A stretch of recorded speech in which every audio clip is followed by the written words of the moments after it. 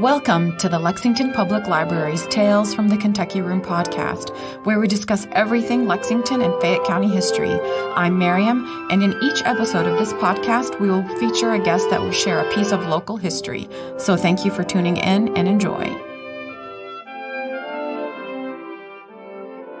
Good day, everyone. Thank you for joining us again. Today's episode, we have the co-founder of Black Soil, Trevor Claiborn. You may know him as Farmer Brown, the MC, if you've seen him on YouTube. Trevor promotes the field of agriculture and agri-science to the youth and hopes to encourage them to adopt the rural life. Welcome, Trevor. How are you? I'm doing all right. Thank you so much for having me. Before we get started, just tell us a little bit about yourself. Are you a native Lexingtonian or a Kentuckian? Okay, so I was originally born in Macomb, Mississippi, but I was pretty much raised in Lexington, Kentucky, so I would consider myself a Kentuckian. Of course. I'm a graduate of Bryan Station High School, graduated there in 1998. I did hip-hop music for about 10 years, lived in Atlanta, Georgia for 5 years, interned with Motown and Arista Records. I returned back to Lexington in 2006. During that time, I was a janitor for a little bit, did, a lot of work. So in 2009, I was given the opportunity to enroll back in school. So I went to Bluegrass Community and Technical College. I got my associate's degree in the environmental science program in technology. In 2012, I transferred to Kentucky State University in the College of Agriculture. 2017, I got my bachelor's in agriculture, food, and environment from Kentucky State University. How did you get involved in the interest of farming and such? Okay, so the actual specific interest of farming was when I transferred to Kentucky State University and got in the ag program. But I guess my overall ecological interest started when I started attending Bluegrass Community and Technical College. I had noticed early on that there wasn't a lot of black representation in many of my classes, and actually most of my classes I would be the only African American. Wow. And so coming off of doing hip-hop music, performing and turning up, so to speak, as the young people would say, it was a breath of fresh air for me, and it was real exciting, and I had real excitable professors. So I was just wondering, okay, why isn't it more people involved in it? And so that kind of started the snowball rolling for me getting into agriculture. Oh, okay. So you didn't grow up on a farm or around farming. What inspired you to start your organization, Black Soil? Tell us a little bit about it first, and then let us know how you got started. Okay, so I originally started programming in 2015 via my character, Farmer Brown the MC.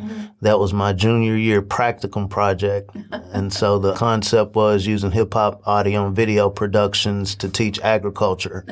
That came from conversation with my niece. She was 7 at the time. She had thought that her hamburgers grew on trees. And so it was funny. And so once again, the same epiphany I had when I was pursuing my associate's degree, that there wasn't a lot of representation. I was asking myself, okay, why didn't I know about this? Because I was a non-traditional student, so most of my classmates were 18, 19. Yeah. I have nephews that age who have changed their diapers, and so you can imagine how it felt. You had a different perspective, basically. Yes. Yeah. And, I knew I was in class for a particular reason, so I was able to really retain a lot of the information. What it came to me was, okay, how was I introduced to agriculture? And so typically as African American, through media, a lot of what drives our taste and likes is through media. And so it would have been through slavery narratives like Roots, 12 Years a Slave, music like productions like that.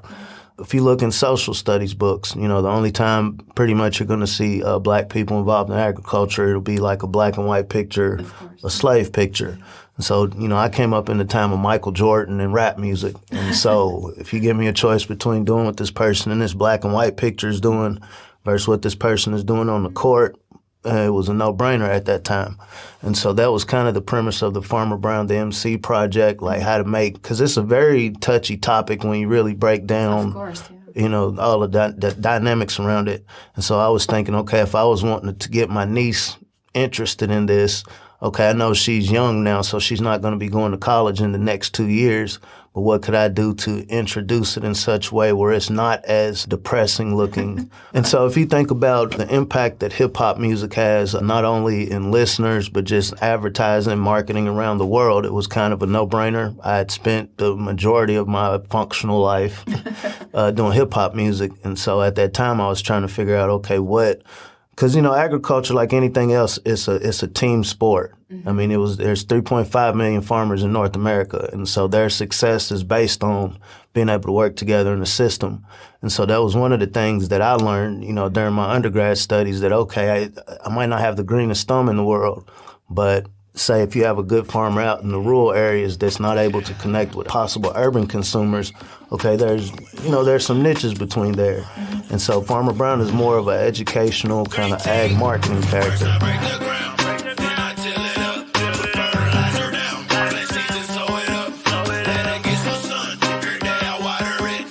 So fast forward, so the original research was to reach 300 kids. It seems simple, but I reached that the first presentation that I had at my alma mater, Northern Elementary here in Lexington. Wow. And so from then, I saw the engagement level of the kids, the excitement. And then so after I got my results that I needed for my research, I figured, okay, these kids, they're young, so how many different things are they going to be inundated with by the time it's time for them to make a decision about college? So that's where the actual programming came in. And so for the last 3 years, I've been doing a program at the Lyric Theater and Cultural Arts Center. It's called Fresh Shop, and it's basically an urban garden workshop. We go over different ways to garden, and the concept is, hey, even if you're in the city, even if you don't have a lot of soil around you, there are still ways for you to be a young agriculturalist. Yeah. And just, it's a good segue into conversations about just niches and, the importance and delicacy of a food system. So fast forward to 2017, my partner Ashley and I, that's my wife as well, so she just gotten a job at a land usage firm in Lexington. And the same situation I found myself in, getting an education where there wasn't a lot of representation. She was at a lot of meetings and situations where there wasn't a lot of representation when it came to land usage. Yeah. And so one day we were actually at my mother's house swinging on a tree outside, just kind of talking. And that's where we came up with the concept of black soil, our better nature. I feel like everything living your better nature, you're in your better nature when you're outdoors, right? And so when applying that to, our ethnicity, our community, what is a positive way to really bring up this touchy topic? Yeah. And so black soil, and then I guess my claim to fame with that is I added the better nature part.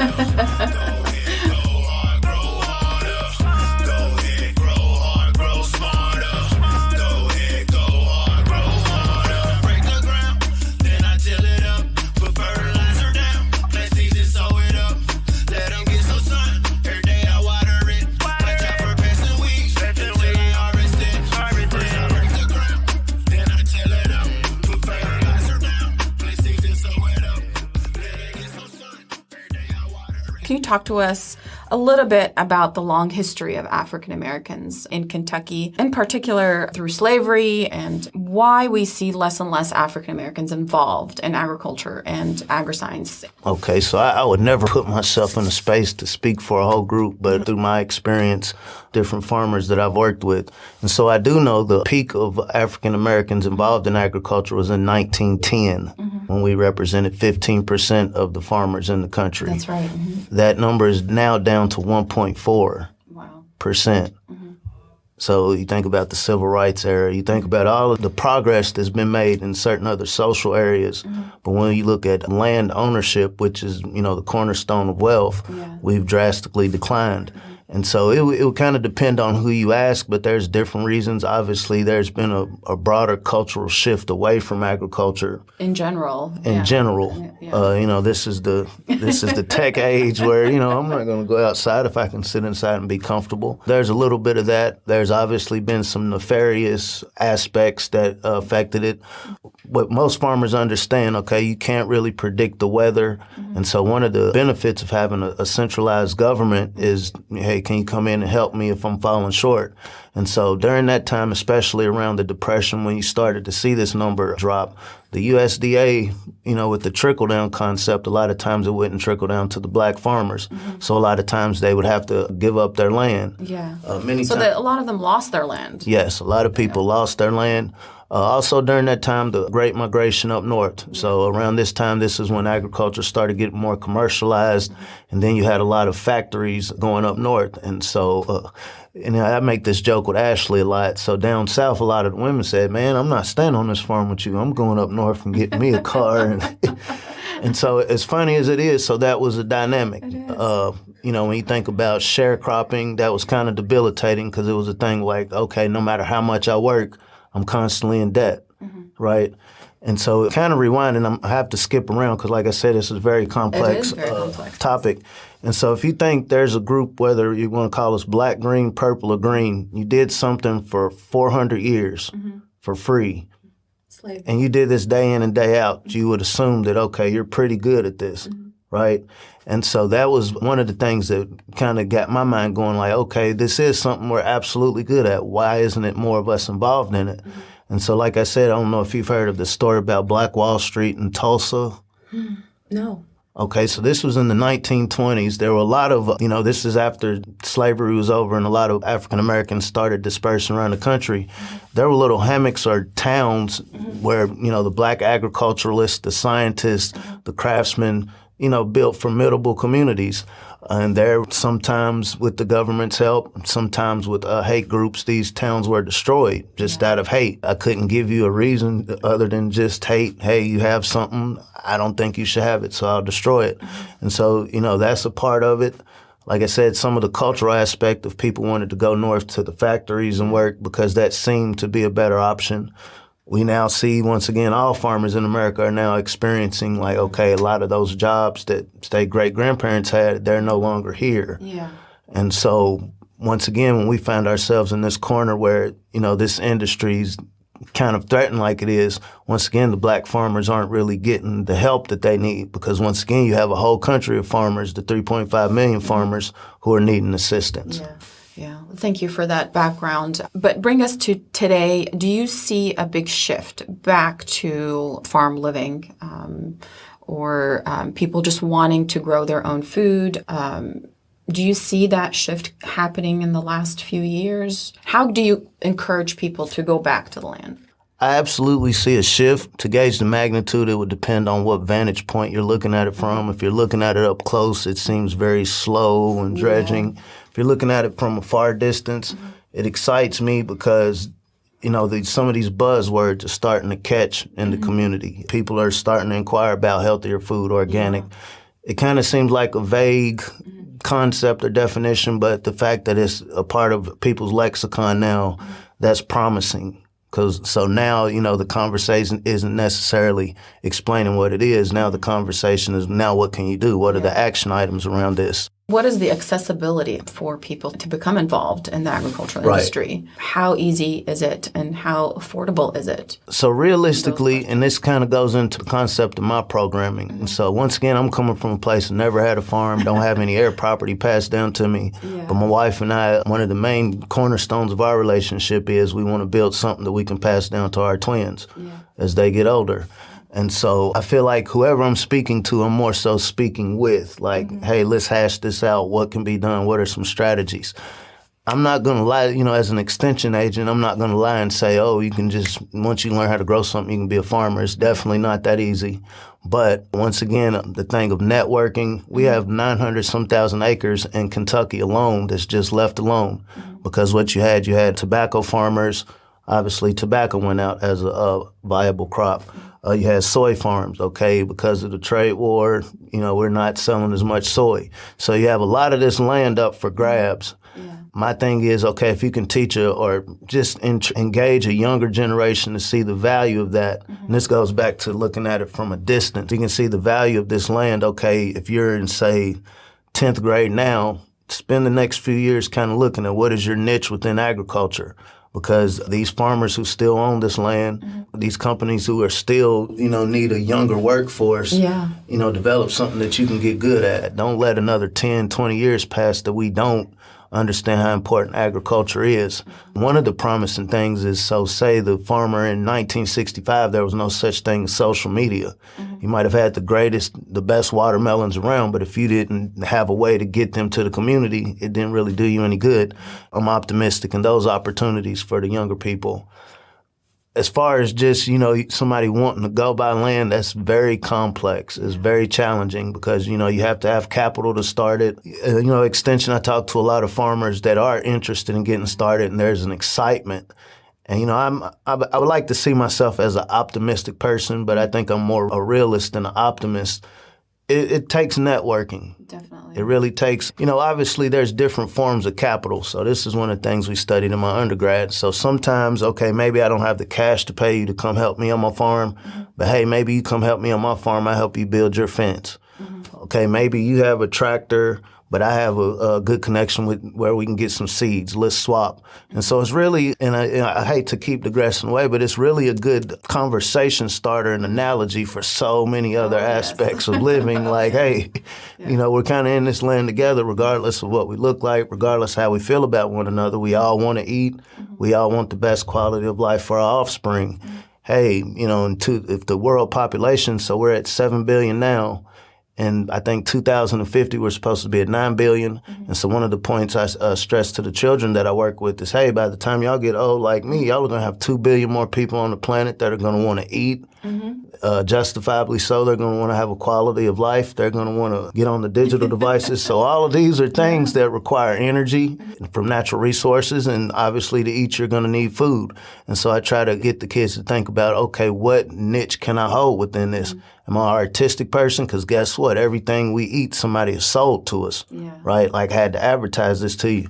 Are you somebody that talks well? I don't know how many farmers you've talked to, but I don't see them getting online doing vlogs or social media. And so it's just really being able to identify different people's strengths and trying to channel it towards some niche within agriculture. I know some farmers, their full-time job is farming.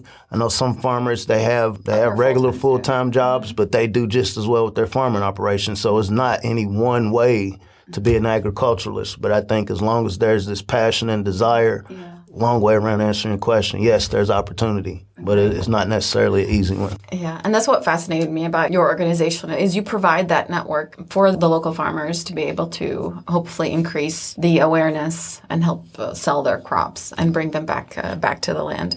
Tell us a little bit about some of the programming that you have coming up. We have different farm tours. Scott County, we're going to be in Fayette County twice this year, Jefferson County, Wayne County, and Logan County. Wow, you're all over the state. Yes. So you can learn more about Black Soil and our mission at blacksoil.life. That's blacksoil.life. Once again, as my grandfather would say, the simple stupid of it is what we seek to do is connect the rural producers and vendors and farmers with the more urban communities where you have a broader base of people. We do that with the tours. We take care of the transportation. We get the people from the city to go out to these farms, really listen to the farmers speak, listen to their stories, and really smell it. It's one thing to read something, but to really be there and feel it, to smell what's going on around you, to see these people in their natural element, it's soul lifting. It is. And then in the cold season, obviously, it's not too much to see on a farm. And so we have the farmers come into Lexington and we do off-season workshops, which is what you attended. Yeah, with the Slack Market. Yes. Yeah, Kenya. And so what that does, it gives opportunity for the people in the community who may not want to go out in the rural area, which is a whole nother conversation. It gives them opportunity to meet these farmers. Okay. But yeah, it's an experience to go visit a farm. As a city girl, I would consider myself very much a city girl. Just visiting Kenya on her farm, Slack Market, and seeing her in her element brings something to your soul. Just the simplicity of it, but also the hard work of it that is so rewarding. Thank you for connecting me with her. And thank you so much for spending your time with us and letting us know about your organization. We look forward to seeing so much more from you. Great. Thank you so much. Thank you. Good day, everybody.